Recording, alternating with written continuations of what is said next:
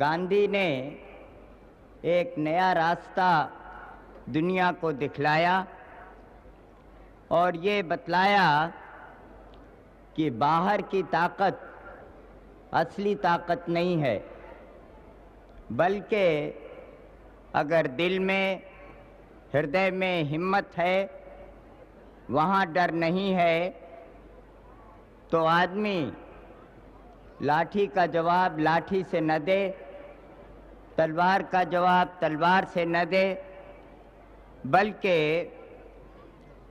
जो दूसरा विरोध करे, मुखालफत करे, उसका जवाब प्रेम और मोहब्बत से दे। नन्हे थे, गांधी की राह पर चलते रहे दूर तक, कष्टों संघर्षों को झेलते तपते रहे श्रम में। बस अभाव साथ थे पर दिशा भ्रम नहीं, तभी तो एक दिन सूरज से चमके वो, दुनिया में अमन चैन कायम कर शांति दूत कहलाए। हे भारत के रत्न, तुम्हें शत शत प्रणाम। ये महापुरुष थे लाल बहादुर शास्त्री। जवाहरलाल नेहरू लाल बहादुर शास्त्री से बहुत प्रभावित थे। न सिर्फ सरकार में पर उसके बाहर भी उनको अपने साथी के रूप में पाना मेरे लिए खुशकिस्मती और गर्व की बात है। नेहरू जी के दिवंगत होने के बाद देशवासियों के सामने एक प्रश्न उठा, अब कौन?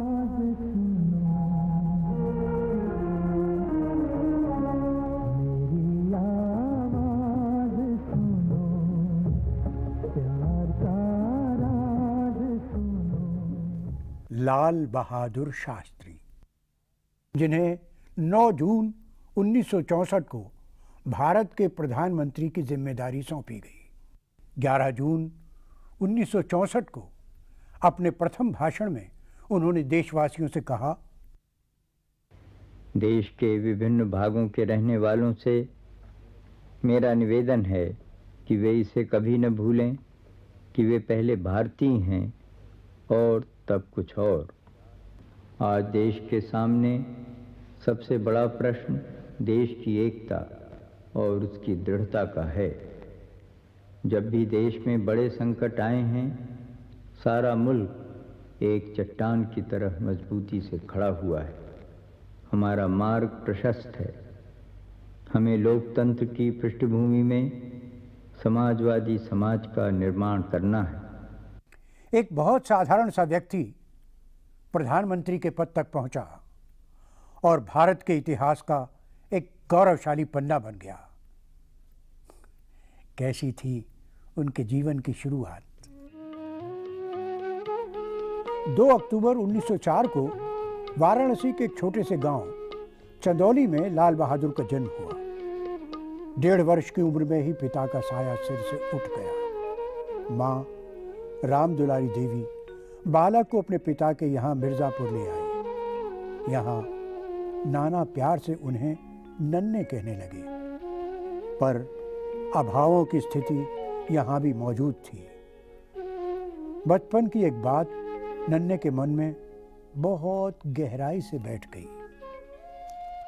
हुआ यूं कि एक बार नन्हे अपने साथियों के साथ आम तोड़ने बागीचे में पहुंचा। आम तोड़ते हैं। हाँ चलो चलो चलो चलो हाँ चलो चलो।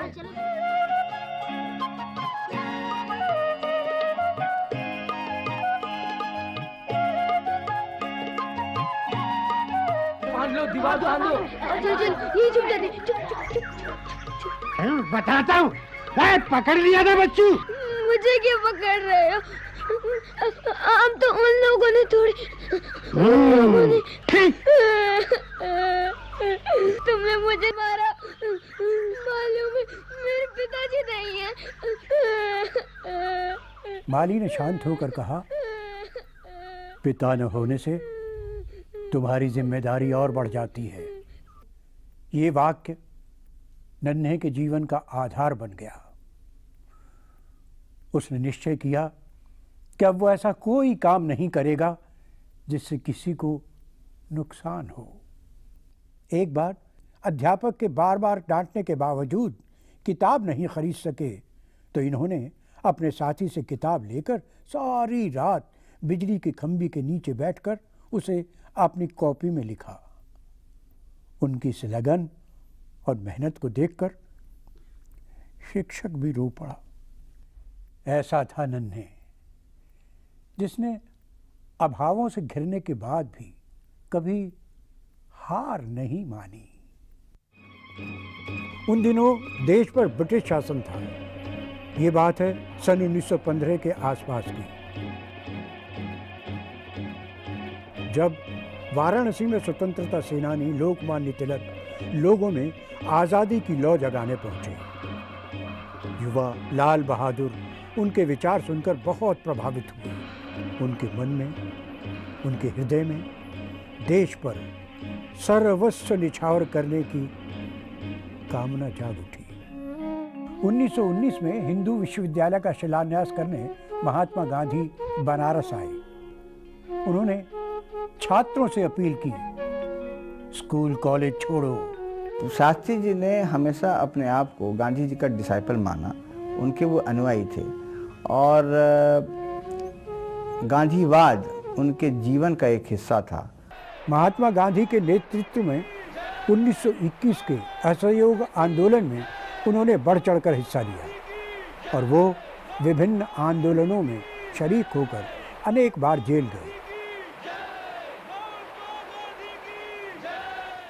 पर अपने शिक्षक की सलाह पर पढ़ाई पूरी करने काशी विद्यापीठ आ गए। काशी उस समय देशभक्तों का महत्वपूर्ण स्थान था। वहाँ के अध्यापकों में आचार्य कृपलानी, आचार्य नरेंद्र देव, डॉक्टर संपूर्णानंद आदि विद्वान थे।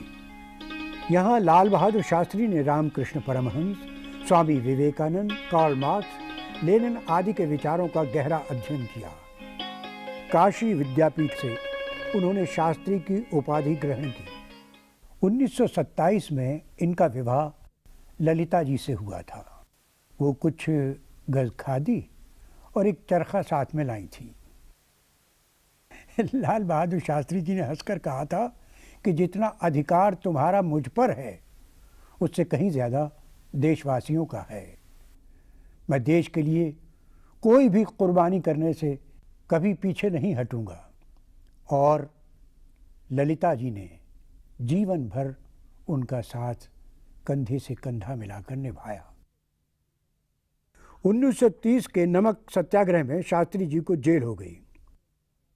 इसी दौरान बीमारी की वजह से बिटिया ने दम तोड़ा, पर वो देखने नहीं गए क्योंकि ब्रिटिश सरकार ने शर्त रखी थी कि अगर जाएंगे तो भविष्य में आप किसी भी आंदोलन में भाग नहीं ले सकेंगे।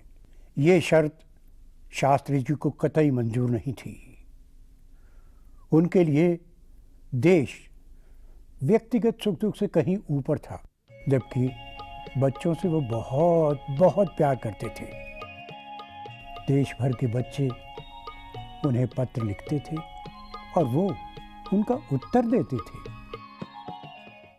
एक चीज़ बाबूजी की ज़रूर याद आती है कि बच्चों को कभी नहीं डांटा करो।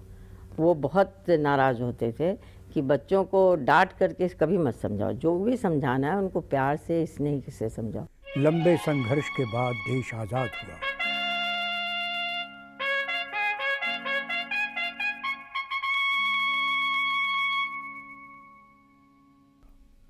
फिर शुरू हुआ शास्त्री जी के जीवन का राजनीतिक दौर।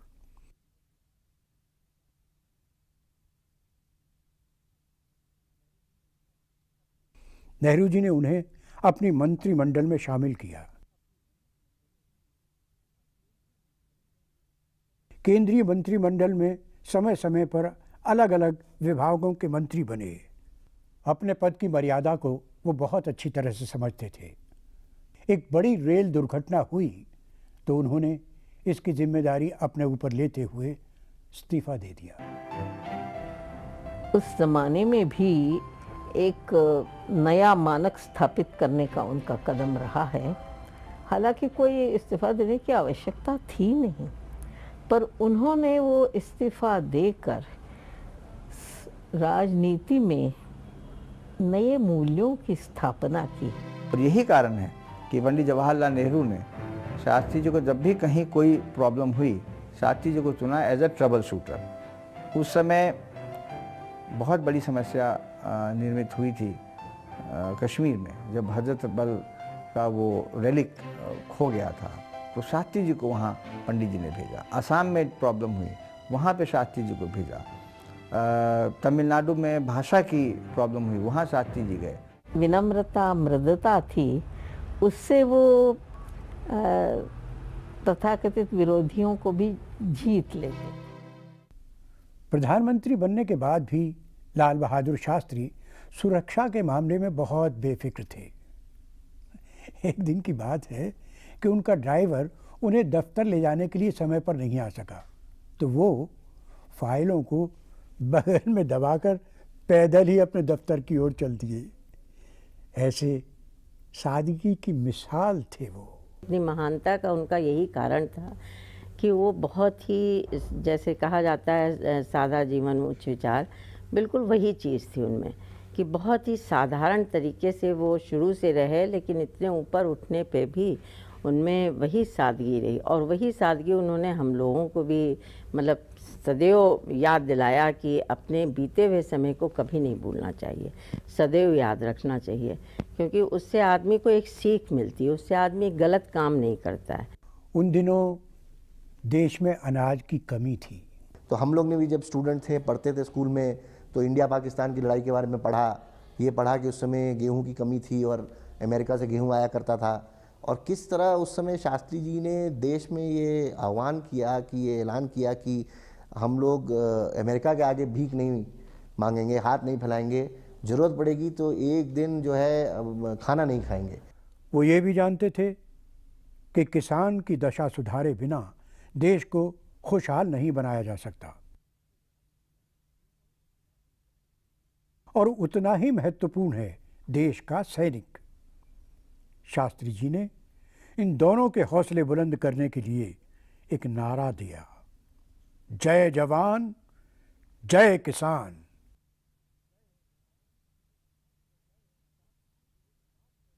शास्त्री जी एकमात्र ऐसे नेता थे जिनके पास विरासत के तौर पर घर, धन, दौलत कुछ नहीं था तो एक सरकारी घर, जो अब संग्रहालय बना दिया गया है।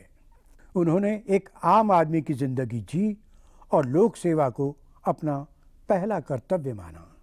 इस देश का वासी होने पर उन्हें गर्व था और अपने काम के प्रति वे बहुत सचेत थे।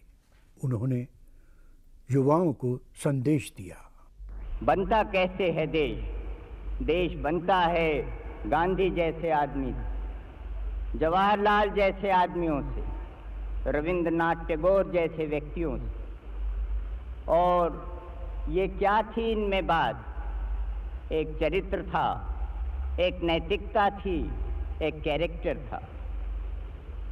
और अगर आज हम चाहते हैं कि हमारा देश आगे बढ़े, तो फिर ऐसे नौजवानों को जन्म लेना होगा जो कैरेक्टर और डिसिप्लिन को अपने सामने रखेंगे। जो हमारा भविष्य है, हमारा फ्यूचर है, वो उज्जवल है, इसमें कोई संदेह नहीं। भारत की सरहद पर पाकिस्तान ने गुजरात के कच्छ रण इलाके पर आक्रमण किया।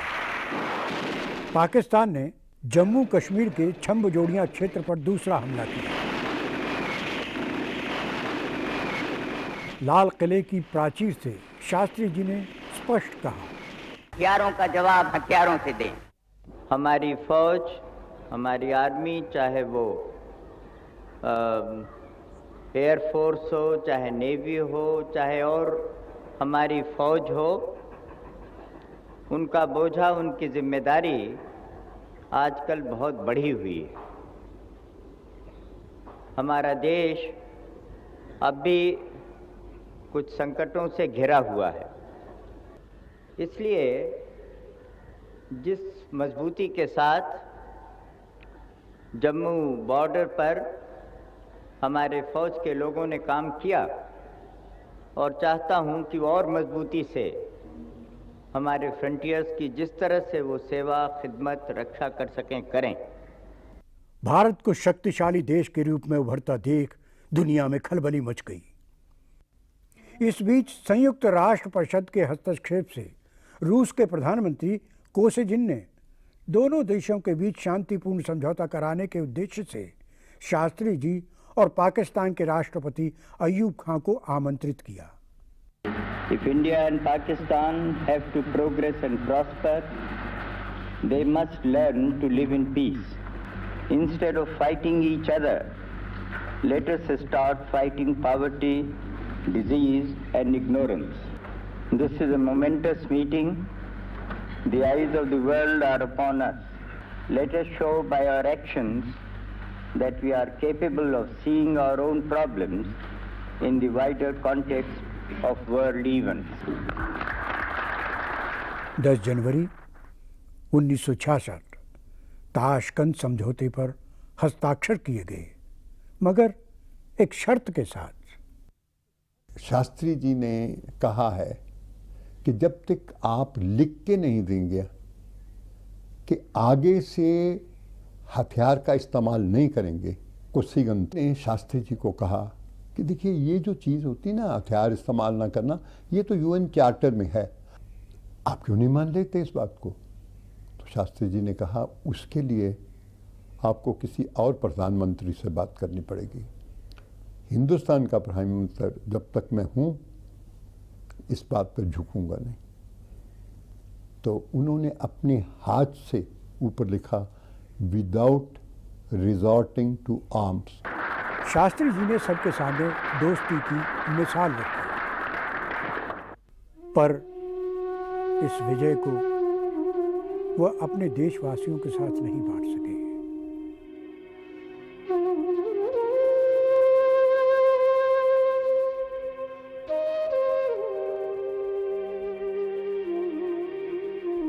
पर कैसा चमत्कार था, एक विरोधी देश का जनरल शांति के दूत को अंतिम विदाई के रूप में कंधा दे रहा था।